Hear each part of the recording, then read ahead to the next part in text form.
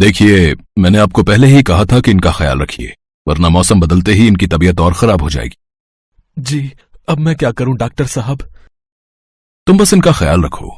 इन्हें गर्मी बर्दाश्त नहीं होती है, तो कोशिश करो कि कोई एसी या कूलर वगैरह खरीद लो।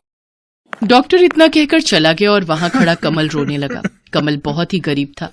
वो मजदूरी करता था और बड़ी मुश्किल से अपना घर चलाता था। कमल के घर में उसकी माँ के अलावा उसकी पत्नी पल्लवी रहती थी। कमल की माँ को गर्मी बिल्कुल बर्दाश्त नहीं हो पाती थी। जरा सी गर्मी बढ़ने पर उनके हाथ पैर सूजने लगते थे और पसीने की वजह से पूरे बदन पर अजीब से धब्बे बन जाते थे।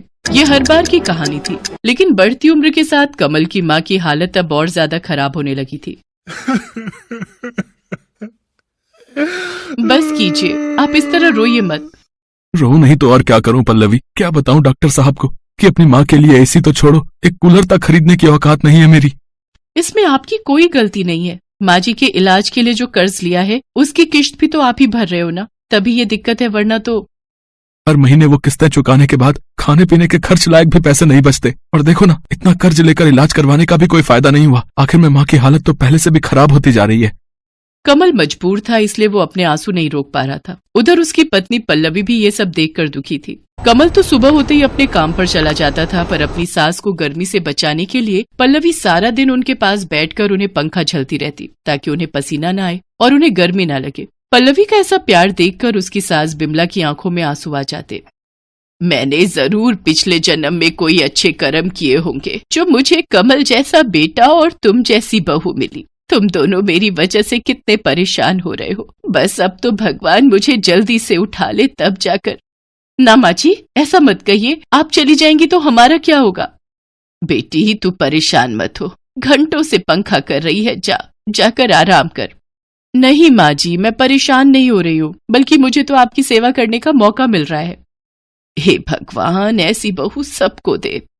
कमल और पल्लवी दोनों विमला की बहुत सेवा करते थे। विमला को पंखा करते हुए पल्लवी सोचने लगी कि ऐसा क्या किया जाए जिससे उसकी सास के लिए एक एसी का इंतजाम हो जाए। और फिर उसी शाम, सुनिए, आपसे एक बात कहनी थी। हाँ बोलो ना। आप जितने पैसे कमाते हैं उससे तो हम माँ जी के लिए कभी एसी नहीं ले पाएंगे। हाँ तो? मैं सोच रही थी कि इस बार की सर्दियों में मैं भी कुछ काम शुरू कर दूं क्या? आपके पैसों से हम घर के खर्चे चलाएंगे और जो पैसे मुझे मिलेंगे उन्हें हम जमा करेंगे, और भगवान ने चाहा तो दोनों मिलकर अगली गर्मियों से पहले माँ जी के लिए एसी ले ही लेंगे। तुम्हारी सोच तो अच्छी है, पर माँ की सेवा, घर का काम और फिर बाहर का काम भी, तुम कैसे ये सब संभाल पाओगी? उसकी चिंता आप मत कीजिए। आप भी तो दिन रात काम करते हो ना, तो थोड़ी सी मेहनत तो मुझे भी करनी चाहिए। ठीक है, जैसा तुम ठीक समझो। किसी तरह गर्मियां बीत गई और फिर बारिश आई तो बिमला, कमल और पल्लवी ने राहत की सांस ली। जैसे जैसे गर्मी कम हुई, बिमला की तबीयत भी कुछ बेहतर होने लगी और साथ ही पल्लवी ने भी काम ढूंढना शुरू कर दिया। एक दिन पल्लवी एक बंगले पर पहुंची। कोई है क्या? जी हाँ, बताइए। भैया, मैं काम ढूंढ रही हूँ। कैसा काम? कैसा भी, झाड़ू बर्तन वगैरह। ओह हाँ, है ना। एक्चुअली मुझे भी एक मेड की तलाश है। तो आपने पहले कहीं काम किया है ना? नहीं, पहले तो कहीं काम नहीं किया। अच्छा, चलिए कोई बात नहीं, आप अंदर आ जाओ। पल्लवी घर के अंदर आई तो उसने देखा कि वो एक बड़ा सा हॉल था और वहाँ काफी सामान था, लेकिन सब कुछ पैक रखा हुआ था। आप कहीं जा रहे हैं क्या? नहीं, मैं तो कल ही यहाँ शिफ्ट हुआ हूँ, तो अभी तो सामान खोल कर लगा ही रहा हूँ। अच्छा, तो घर के बाकी लोग कहाँ हैं? मैं अकेला ही हूँ दीदी, मेरी जॉब लगी है यहाँ, परिवार साथ नहीं रहता। राज ने पल्लवी को दीदी कहा तो उसे बहुत अच्छा लगा। राज अकेला है ये सुनकर पल्लवी पहले तो थोड़ा झिझकी, लेकिन फिर उसके दीदी कहते ही उसे अच्छा लगा। राज ने पल्लवी को काम पर रख लिया।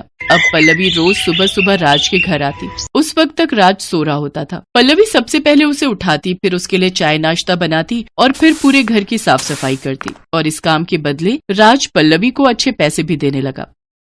फिर एक दिन, दीदी आप एक काम करो, कल मत आना। क्यों, क्या हुआ भैया? अरे आपको काम करते करते हफ्ता हो गया, तो एक छुट्टी तो बनती है ना हफ्ते में, वरना आपकी सास आपसे नाराज हो जाएंगी। नहीं होंगी भैया, मेरी सास बहुत अच्छी है, कभी मुझ पर नाराज नहीं होती। अब वैसे ठीक है, मैं कल नहीं आऊंगी। बिमला के आराम के लिए कमल और पल्लवी दिन रात मेहनत कर रहे थे। उधर पल्लवी और राज में अच्छी बनने लगी थी। वो राज का पूरा ख्याल रखती थी, बिल्कुल एक बड़ी बहन की तरह। राज भी उससे खूब बातें करता था और उसे बड़ी बहन की तरह ही सम्मान देता था। एक दिन राज ने पल्लवी से पूछा, दीदी आपके पति क्या करते हैं? मजदूरी करते हैं भैया। अच्छा, और आप कब से काम कर रही हो? नहीं भैया, आप पहले हो जिनके यहाँ मैं काम कर रही हूँ, इससे पहले कभी जरूरत ही नहीं पड़ी। तो अब ऐसी क्या मजबूरी हो गई कि आपको घर से बाहर निकलकर काम करना पड़ रहा है? ये बात सुनकर पल्लवी की आंखों में आंसू आ गए और उसने रोते हुए राज को सारी बात बता दी। पल्लवी और कमल का अपनी माँ के प्रति प्यार और सेवा भाव देखकर राज भी भावुक हो गया। ऐसे ही कई दिन बीत गए। पल्लवी और कमल एसी के लिए काफी पैसे जोड़ चुके थे, लेकिन होनी को कुछ और ही मंजूर था। गर्मियाँ एक बार फिर वापस आने वाली थी। ऐसे में बिमला अचानक बेहोश होकर गिर पड़ी। उसे दिल का दौरा पड़ा था, तो जो पैसे दोनों ने एसी के लिए कमाए थे वो सारे के सारे बिमला के इलाज पर खर्च हो गए। और फिर लगता है हम माँ जी के लिए एसी खरीद ही नहीं पाएंगे। हिम्मत रखो पल्लवी, ऊपर वाला हमारी परीक्षा ले रहा है। पर कब तक? 1 महीने बाद फिर गर्मी शुरू हो जाएगी और फिर माँ जी को और ज्यादा परेशानी होगी। कमल चुप था क्योंकि पल्लवी की बात सही थी। फिर अगले दिन पल्लवी राज के यहाँ काम करने गई तो उसने राज से कुछ नहीं कहा, बस चुपचाप अपना काम करती रही। ये देखकर राज समझ गया कि जरूर पल्लवी किसी परेशानी में है। राज के बार बार पूछने पर फिर पल्लवी ने उसे सारी बात बता दी। राज को भी पल्लवी की बात सुनकर बड़ा अफसोस हुआ। और फिर अगले ही दिन, दीदी वो आपसे एक बात कहनी थी। हाँ भैया बताइए ना। दीदी वो मेरी कंपनी ने मेरा प्रमोशन कर दिया है और उसके लिए मुझे दुबई भेज रहे हैं, तो मुझे अब यहाँ से जाना होगा। ये तो बहुत अच्छी बात है भैया, भगवान करे आप और तरक्की करो। पल्लवी राज की तरक्की से खुश तो थी, लेकिन एक सच ये भी था कि राज के चले जाने से अब उसकी नौकरी भी जाने वाली थी। ये सोचकर पल्लवी और ज्यादा उदास हो गई, लेकिन फिर भी उसने राज से कुछ नहीं कहा। फिर कुछ ही दिनों के बाद, अच्छा दीदी मैं चलता हूँ, आप एक काम करो, ये कुछ पैसे रख लो। नहीं भैया, मैं ये पैसे नहीं ले सकती, मेरी पगार तो आपने पहले ही दे दी है। मैं जानता था कि आप मुझसे पैसे नहीं लेंगी। चलिए कोई बात नहीं, मैं चलता हूँ, अपना ख्याल रखना दीदी।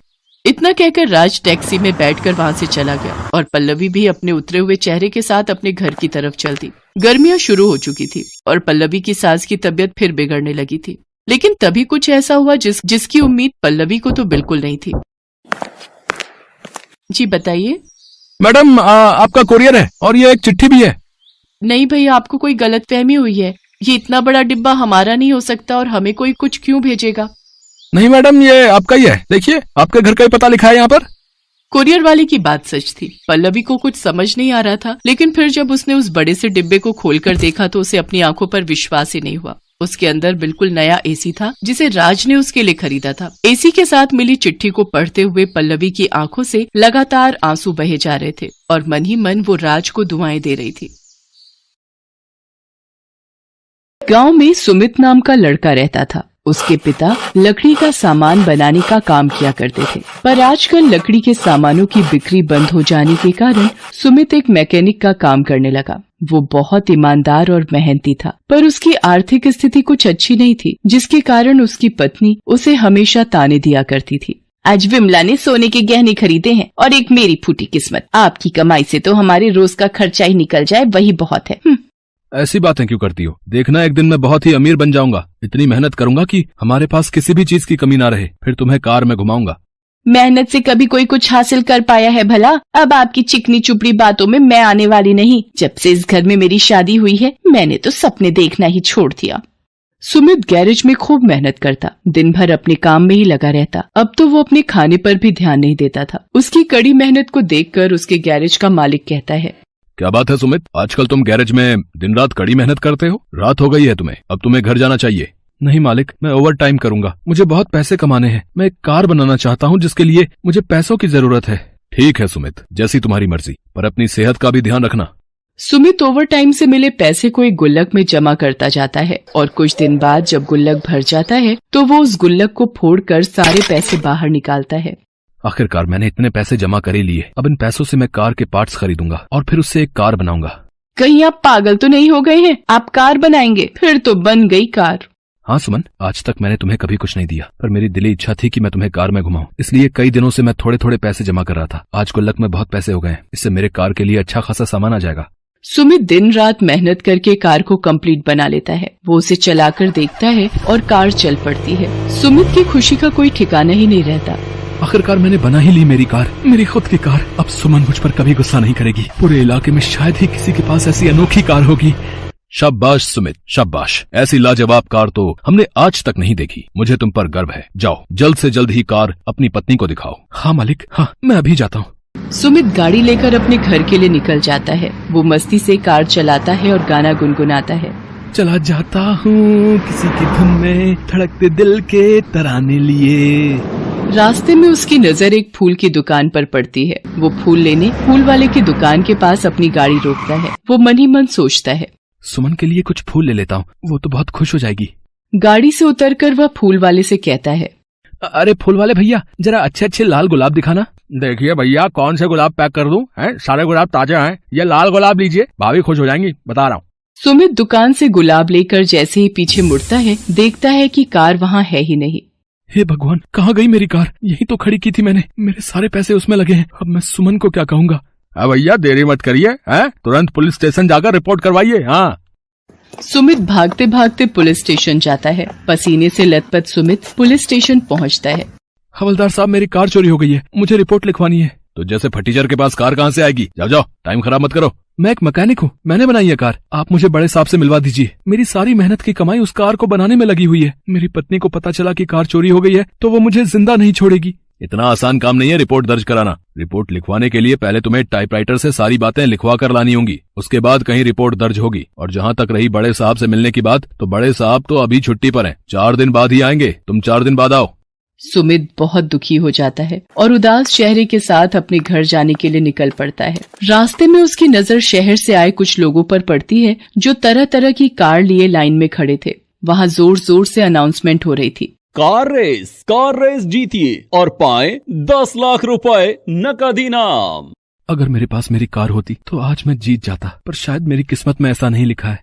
सुमित घर पहुंचता है और सारी बात सुमन को बताते हुए कहता है, मुझे माफ कर दो सुमन, शायद मेरी किस्मत में खुशियां हैं ही नहीं और मैं तुम्हें भी खुशी नहीं दे पा रहा। इतने दिनों से दिन रात मेहनत करके मैंने पाई जोड़ी और कार बनाई और वो कार चोरी हो गई। तुम्हारी सहेलियों के पति तो उन्हें क्या क्या तोहफे देते हैं, मैं तो तुम्हें कुछ भी नहीं दे पाया। मैं किसी काम का नहीं हूँ। क्यों जी, मैं आप पर गुस्सा करती हूँ तो आपने तो मुझे बिल्कुल बेगैरत ही समझ लिया। आपने इतनी मेहनत करके मेरे लिए कार बनाई, इतनी किस्मत वाली मेरी कोई सहेली हो सकती है भला? माना अब आपके पास पैसे नहीं बचे, पर कला तो आपके हाथों में है। इस कला का मैं क्या करूंगा? अगर आज मेरी कार रहती तो मैं कार रेस में हिस्सा लेकर 10 लाख रुपए जीत जाता। मेरे पास एक आइडिया है। आपको तो लकड़ी का काम पहले से ही आता है, क्यों ना आप एक लकड़ी की कार बनाएं और उस कार से रेस में हिस्सा लें। उस रेस में तो लोग इतनी महंगी महंगी गाड़ियां लेकर रेस करने आए हैं और मैं लकड़ी की कार से कैसे रेस जीतूंगा? गाड़ी तो इंजन से चलती है ना, उसकी बॉडी अब लोहे की हो या लकड़ी की क्या फर्क पड़ता है। मैं अभी बाबूजी का कमरा खोलती हूँ, उसमें बहुत सारी लकड़ी रखी हुई है। सुमित अपने बाबूजी का कमरा खोलता है जिसमें लकड़ी की मोटी मोटी लट्ठें रखी होती हैं। सुमित आरी उठाता है और लकड़ियों को काटना शुरू करता है। वो दिन रात मेहनत करके हूबहू वैसी ही कार बना लेता है जैसी कार उसकी चोरी हुई थी। सुमित बड़ी चालाकी से इस कार के इंजन में एक सिलेंडर लगा देता है जिससे बटन दबाते ही कार हवा से भी तेज चल सकती थी। देखा जी, मैंने कहा था ना आप कार बना लेंगे, मुझे आप पर पूरा भरोसा है। अब आएगा मजा, तुम देखना। अब मेरी कार की स्पीड का कोई मुकाबला नहीं कर पाएगा सुमन। ये सब तुम्हारे विश्वास के कारण ही हो पाया है। अब आप देर मत करिए, जल्द से जल्द कार रेस में जाइए, कहीं ऐसा ना हो कि वहाँ रेस शुरू हो जाए। सुमित अपनी लकड़ी की कार लिए रेस में जाता है। उसकी लकड़ी की कार को देखकर वहाँ बाकी लोग हंसते हुए कहते हैं, कैसा बेवकूफ आदमी है, लकड़ी की कार लेकर कार रेस में आया है। छोड़िए जी, क्यों इनकी बातों पर ध्यान देते हैं। आप अपना मनोबल टूटने मत दीजिए, हम तो इसी कार से जीतेंगे। बड़ी हिम्मत कर सुमित खड़ा हो जाता है। सब लोग उसकी तरफ देखकर उसका मजाक बना रहे होते हैं। वो बहुत शर्मिंदगी महसूस करता है और उसका मनोबल टूटने लगता है। जैसे ही रेस स्टार्ट होती है, सारे लोग सुमित से आगे निकल जाते हैं। अरे ये क्या, सिलेंडर का बटन काम क्यों नहीं कर रहा? अरे चालू हो जा मेरी कार, मेरी इज्जत तेरे हाथ में है। लगभग रेस खत्म ही होने वाली होती है और सुमित सबसे पीछे छूट जाता है। आपको जीतना ही होगा सुमित जी, आपको आज सब लोगों को साबित करना है कि आप कितने काबिल हैं। किस्मत बार बार मौका नहीं देती। लेकिन तभी करिश्मा होता है। कार में लगा सिलेंडर अचानक ही चालू हो जाता है और सुमित की कार हवा से भी तेज भागने लगती है, जिसे देख सब हैरान रह जाते हैं और सब प्रतिभागियों को पीछे छोड़ते हुए सुमित वो रेस जीत जाता है। सुमित पहली पोजीशन पाकर रेस जीत जाता है। सारे लोग सुमित की तारीफ करते हैं। वाह वाह, लकड़ी की कार से ये लड़का रेस जीत गया है। हाँ भाई, ये तो बड़ा होनहार आदमी लगता है। हाँ देखो देखो। इस तरह सुमित को 10 लाख रुपए इनाम में मिलते हैं और गांव में सुमित की इज्जत बहुत बढ़ जाती है और वो लकड़ी के कार बनाकर उसे विदेशों में बेचने का बिजनेस शुरू कर देता है और खूब पैसे कमाता है।